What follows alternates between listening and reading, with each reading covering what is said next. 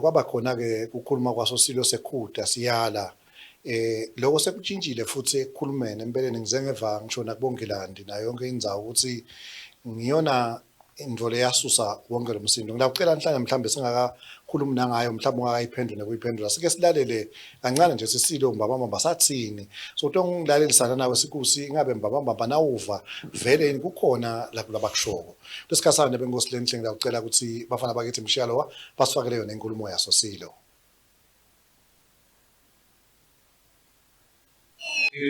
Ngithemlalela majaha basingalalela ngabathawu nalabanye laba ngabasetshenziswa kuthethwe laba babonana ukuthi ubathi ngizanzane abanayisi abanabana ngithemlalela majaha basingalalela ngabathawu nalabanye laba ngabasetshenziswa kuthethwe laba babonana ukuthi ubathi ngizanzane abanayisi abanabana manje ngibo kakhulu lokuthatha ngibo wamangala njengoba live Mswati libanabelele tinzanzane kunelipha matakhiwe letinangelele tinzanzane zohamba ngongele madimoni shiye kuphila bekukhesa ngokufa masinyane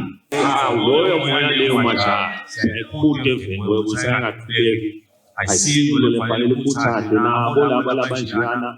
labaphethe bayibhidinga le moya lengasiyo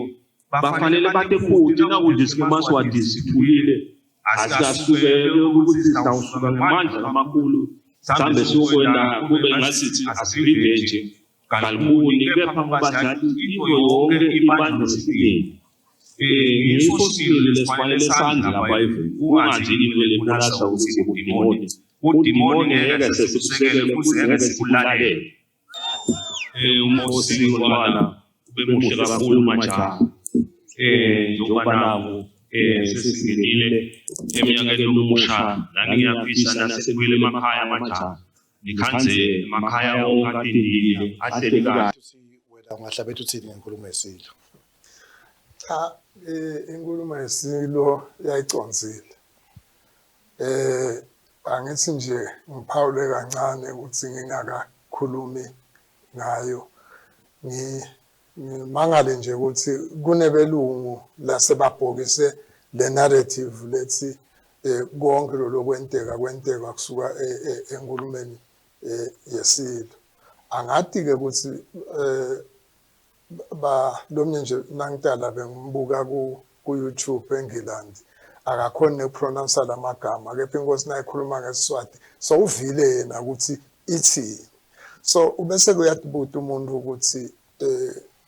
ukuthathe phi lokho baka Amnesty International nje khanza sebethwele konke lokhu khulunywako lokungesiko lokwashiwo inkosi kude lapha yakhuluma ingwenyama khona ngenkulumo leyayingenta ukuthi kube khona umonakalo longalandzele emveni kwaloko inkosi beyikhuluma ngenhlonipho beyikhuluma ngekuthi bantu abakhumbule ukuthi akufanele kube nemonakalo bayenge bantu bente tintfo letingafanele yayiyala through and through iyasho nokuthi laba labahlukumeta live abasucabanga phela ukuthi banelilungelo banelicense yokukhuluma yokwenta noma yini bashise imithi nase u-interpreter bente konke lana bakwentayo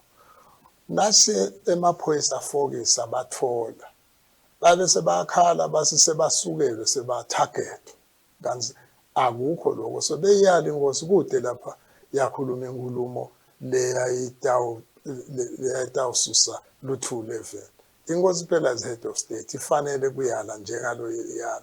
inkosi head of state ingeke ibinzise nangabe khona lokwenteka kufuneka yekhude so inkosi beyikhuda inkosi beyiyala inkosi beyinika indlela yokuthi nayi direction lekufanele yenteke eva kahle nhlane kunenge impela lokunye lokukhunyiwe netinto etentekile njengemsebenzi ngithi ngibuka lenye page lapha la Amnesty International eKenya kwaba khona Mswati leliphahluka lelithi baniketwe imali ukuthi bene demonstration ngelive la kaNgwane ngabe so kwatile ndo futhi ngeke ngeva nenkulumo yandvuna nkulu nakabachazela le eNamibia akhuluma ngathi uhulumende uaware lokuthi kunabantu ababhadalako nendani ngako ninguhulumende futhi asokuchaze ngale ka Amnesty International. Ngicabanga ukuthi mhlambe lapha sishode khona thina singuhulumende kuba nepolicy nemithetho lo regulate ama-NGO ever. Ngiyabona ke kwaba ukukhuluma kulamavikana laphelile nakuvela inkulumo yokuthi ama-NGO athola imali latisebenzisa kuhlukumeza live. Kwaba ne-outcry kanti kwakubhalela omunye wabo wangesiyona hulumende. So lamhla-ke lo ngikudayona ya Amnesty International. Amnesty International kude ne-office la ekhaya. Akawathi nalama dynamics lenteka la ekhaya. Nakasuka ayothenga abantu le ukuthi bahlukumezele live. Uyabona ukuthi it speaks to the non-regulation yema-NGOs. Kungako nje asidwalela nokusidwalela. Perhaps ngiko lapha ngisikhona sisalele ngemuva kuloko. Afuneka regulate ngoba ngawo lalaganga. Futhi athunywa nabantu laba ngena interest in terms of ukhona bafuna ukusilungisela kodwa. Labaningi banelikhwekhwe kwakhona le labakhona khona. Labanye basponsorisha lo msindo lamanye emave lade kwana le democracy bathambe yokwenza democracy kakho le kubo kude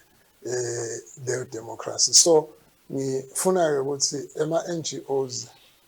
kakhulu le Amnesty International is a bad organization ngoba abethi nokubuda nema-dynamics ale live lo kubuhlungu ukuthi na bayikala impilo ke bona kuthi khona lengiyona imcoka ikhona lelenganakeke nakufesa isikhulu kude lo tahamba ayothenga bantu baseKenya labanedinkinga dabo nabo khona le ukuthi abethuke live ngala. So i-Amnesty International igangile noma nami nje sengithi bengithi angilaleli i-social media kepha-ke ngivana ngawe nguwe lo ngitshengisile lokho bayaganga labo bantu labo banebangani babo la ngekhathi labagangako ngoba nale information labanika yona bayayijuba ngathi noma ukwakunaka yini bayayijuba athi nakhulumisa la kule nto ye-YouTube ajube emagama athide atoshiya le nto ihenga kuzito odunga ingcondo yeMswati kude-ke nalolo budako ukuthi seyijutshwe le nkulumo ayisafiki ngani le sizathu saloko ngilokuthi bafuna kudunga bakhone kuye ngabantu ngelive ukuthi kwentekane eveni. Mhlawumbe ukuthi anginika isithuba singakacethi ngoba lenzaba edemocracy ngiyafuna nokuphindze ngikhulumise ngoba silalala la sikhona khona nje kuyengwe bantu.